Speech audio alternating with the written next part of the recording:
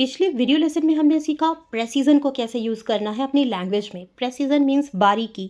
Focus करते हैं example पर जो कि हमें रिवाइज करने में हेल्प करेगा। This watch is made with high precision, मतलब बहुत ढंग से बनाई गई है, बहुत बारीकी से बनाई गई है। अब बात करते हैं प्रिसाइजली की। प्रिसाइजली हमारा एडवर्ब होता है जिसको हम इस तरह से अपनी लैंग्वेज में यूज़ कर सकते हैं। प्रिसाइजली मीन्स ठीक ठीक, सही सही, बिल्कुल सही तरीके से या पूरी तरह से। Please tell me precisely what time the meeting starts. He explained the rules precisely so that everyone could understand. The scientist measured the temperature precisely. Please follow the instructions precisely as given in the manual. I don't know precisely when he will arrive. तो इन सारी चीज़ों में noticeable क्या है? Precisely. इसको हम duly और thoroughly भी कह सकते हैं।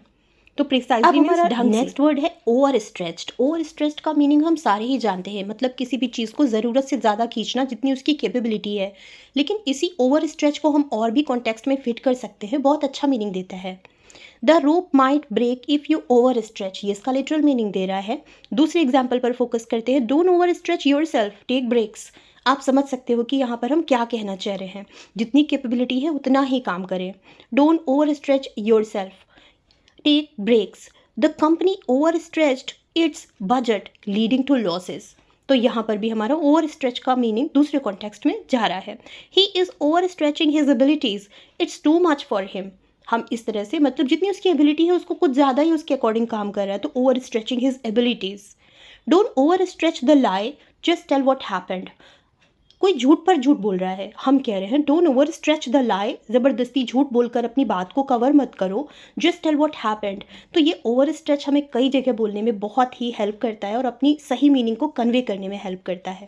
अब बात करते हैं आइसोलेटेड की। आइसोलेटेड मतलब हो जाता है अलग थलग, यानी थोड़ा सा अलग रहना, आइसोलेटेड करना। जैसे कि हम कोरोना पेंडेमिक में आइसोलेटेड थे, कुछ टाइम के लिए अपने आप को अलग रखते थे। जो भी पर्सन सस्पेक्टेड था वो अपने विचारों के कारण समाज से अलग थलग यानी आइसोलेटेड हो गया। So he became isolated from society because of his thoughts. Due to this illness he will have to stay isolated for a few days. Staying isolated can have a bad effect on mental health. She was feeling isolated in her new city. Living in an isolated place has its advantages and disadvantages. So use करें isolated को अपनी language में और अपनी बात का meaning convey करें. I'll catch you next session, next video lesson with new meanings. Thank you so much.